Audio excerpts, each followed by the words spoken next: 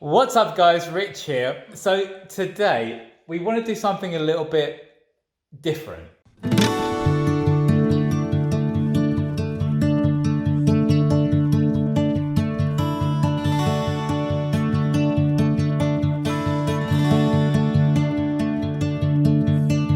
Today I'm with Shelby and Lee, and I've been working with Shelby and Lee for about 2 months now. We've been seeing properties around here. Yeah.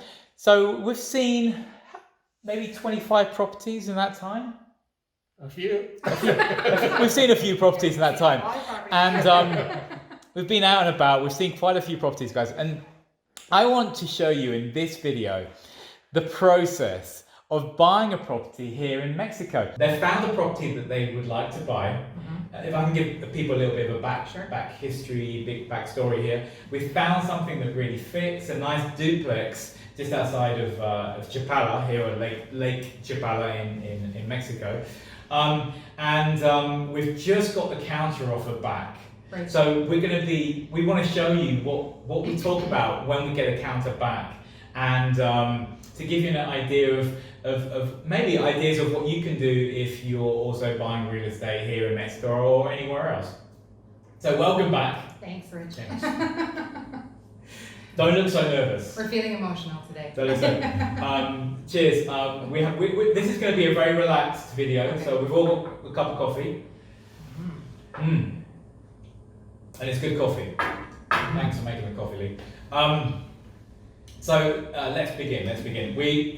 We have the counter. I've told you the counter. Right. The price of the property, the listing price of the property is $175,000 US. We do things in US dollars here because 90% of the market is for Americans, Canadians, Europeans here.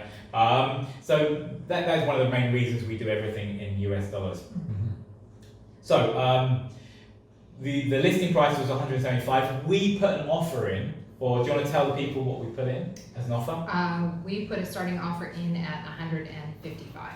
155. So that was 2 days ago. We normally give 2 days to hear back to get the answer, either way, or to receive a counter. So we received a counter late last night.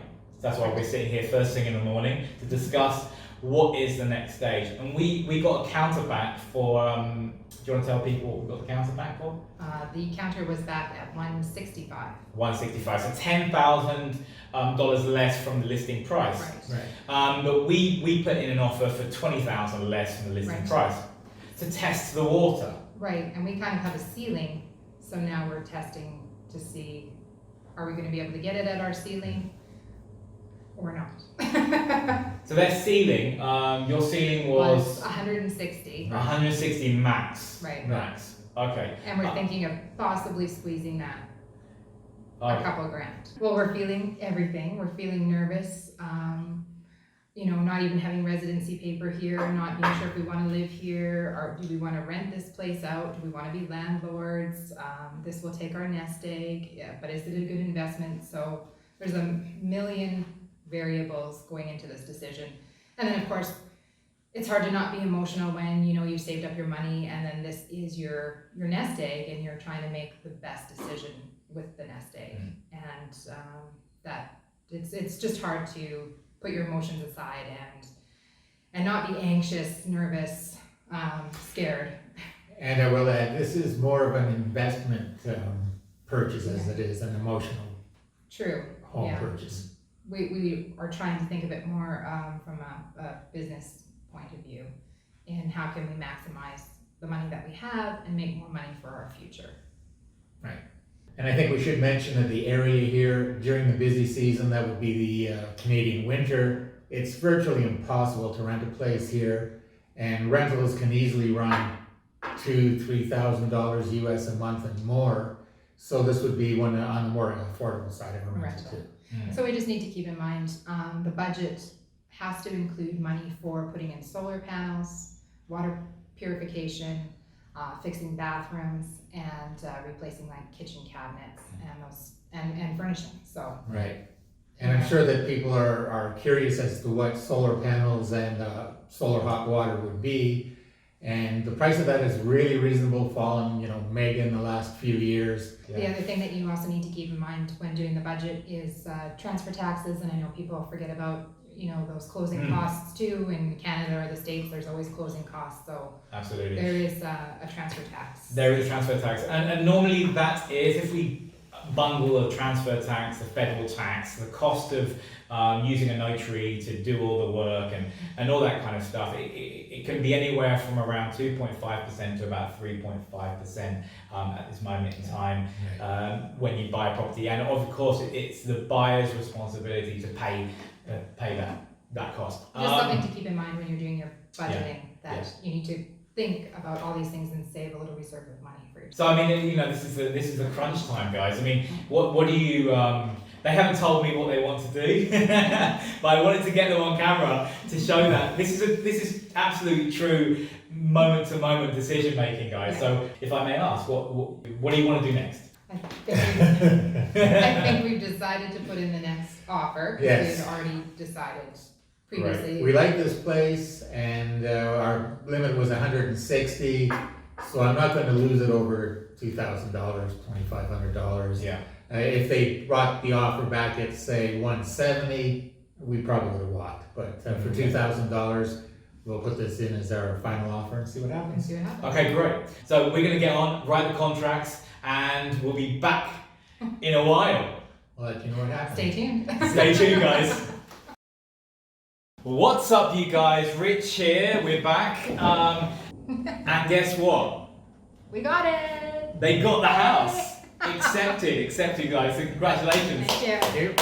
We're on the process. I mean, I try not to congratulate people until the day of close, because you never know what can happen in real estate. Anything can happen.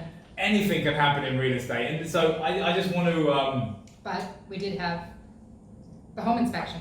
Yes, so today we did the home inspection. I always recommend a home inspection, particularly on properties that are a little bit older. The property was built in 1990, so I suggested to you guys to do a home inspection. What did the home inspection cost? The home inspection was 6,000 pesos. 6,000 peso, around $300. Right. How do you feel it went with the home inspector? Good. He seemed thorough and looked at everything and didn't find anything of real concern, but spoke English, so easy to communicate and hear any issues that he had. Yeah, it was interesting because we really don't know a lot about, say the septic system out there or the water system out there or, what was really happening. So at least now we're clear on how that's working for that house in that area. We found out to clean the septic tank here is around 3,000 pesos, about $150 to clean a septic. Right. Yeah. So it was a good experience with the home inspector. Yeah, that's all. Yeah, he seemed pretty thorough. He was busy in everything. So. Great. Yeah, we were happy with that. So gives you more confidence when you're purchasing, especially in a place that you don't know anything about. And him speaking English helps. Yes, helped, for yeah. sure. Yeah. Yeah. I mean, you guys speak a bit of Spanish as well, don't you? Poco. Not Not enough for technical terms for a home inspection. I had worse inspections in Canada. Yeah. So. Yeah. So, which is great. that means a lot. So we're on to the next stage. Yep. The next stage is Shocking. the home inspection is done. We're waiting to get the report back from the inspector, which takes about 2 or 3 days. Let me say guys, if anything comes up in the home inspection, I mean, I spoke with him and it doesn't look like anything major will come up in the home inspection. But if anything does come up, we're just giving you an idea, guys, of what to expect. Well, what I do, if something comes up in the home inspection, we would actually go back to the negotiation table and sit down with the sellers and say, with the seller's agent, and I'll say, look, this thing came up. Let's just, for example, the roof has a major leak and we need to fix it, and it's going to cost this. Right. And so we may go back to the negotiation table and say, look, you need to be thinking, would you be open to taking another $2,000 or $3,000 off to fix the roof? Because we've had the home inspection, this is what the home inspection says, and this is what it will cost to get it fixed. So that's it's a great negotiating tool to have, the home inspection in your hand.